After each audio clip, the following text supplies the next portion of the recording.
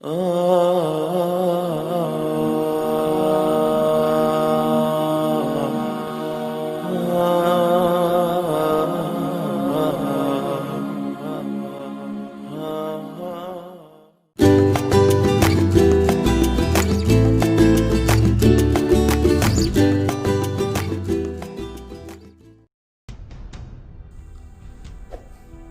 pada video kali ini saya akan membahas tentang najis, macam-macam najis serta cara mensucikannya.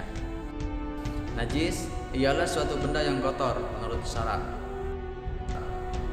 Misalnya nanah, darah, bangkai kecuali manusia, ikan dan belalang. Kemudian minuman keras, misalnya arak dan sebagainya. Segala sesuatu yang keluar dari kubur dan dubur kecuali mani. Kemudian anjing dan babi serta keturunannya, serta potongan tubuh hewan yang terpisah dari tubuhnya sementara hewan tersebut masih hidup. Berikut pembagian najis. Najis terbagi 3. Yang pertama najis mukhaffafah, yang kedua najis mutawasito, dan yang ketiga najis mughallazo. Adapun yang pertama adalah najis mukhaffafah. Najis mukhaffafah ini adalah najis ringan, yaitu najis yang disebabkan oleh air kencing bayi laki-laki yang belum berumur 2 tahun, yang masih menyusu pada ibunya dan belum memakan sesuatu apapun kecuali air susu ibu. Kemudian yang kedua adalah najis mutawasito.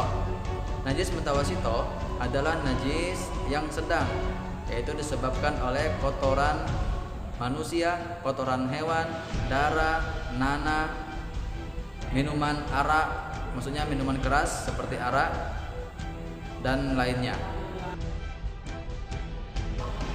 Najis mutawasito terbagi menjadi 2. Yang pertama najis ainiyah, yang kedua najis hukmiyah. Najis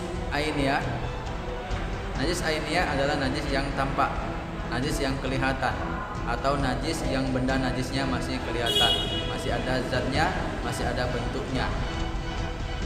Kemudian yang kedua adalah najis hukmiyah. Najis hukmiyah ini adalah najis yang tidak nampak atau benda najisnya sudah tidak ada, hanya bekasnya saja. Kemudian yang terakhir adalah najis mughallazo.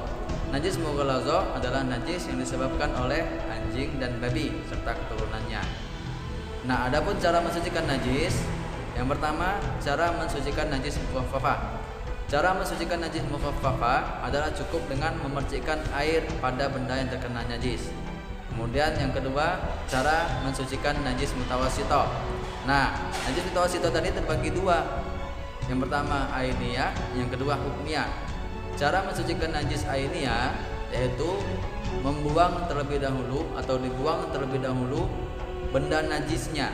Ibaratnya kotoran ayam, maka dibuang dulu kotoran ayamnya, baru disucikan, baru benda yang terkena najis tadi disiram dengan air atau dialiri dengan air hingga hilang aromanya, rasanya dan bentuknya.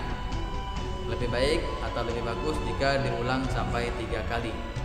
Kemudian yang kedua najis hukmiyah, yaitu najis yang tidak tampak lagi, tinggal hanya bekasnya saja. Misalnya bekas air kencing yang sudah kering atau bekas arak yang sudah kering. Nah, itu cukup dengan dialiri dengan air saja, dengan air yang suci dan mensucikan, maka najis tersebut telah bersih. Yang terakhir adalah najis mughallazo. Ini najis berat, yaitu najis yang disebabkan oleh anjing dan babi serta keturunannya. Nah, cara mensucikan najis mughallazo ini adalah dengan membasuh benda terkena najis tersebut dengan 7 kali basuhan. Nah, salah satu di antara basuhan tersebut adalah dengan menggunakan air yang bercampur dengan tanah. Salah satu di antaranya adalah dengan menggunakan air yang bercampur dengan tanah.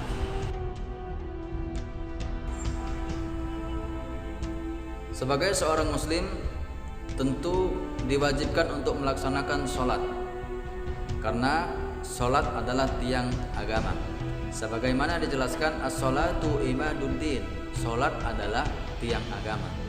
Nah, tentu saja sebagai seorang muslim, kita semuanya tidak ingin sholat kita tidak diterima oleh Allah Subhanahu wa Ta'ala, tidak ingin sholat kita sia-sia, tidak ingin sholat kita tertolak.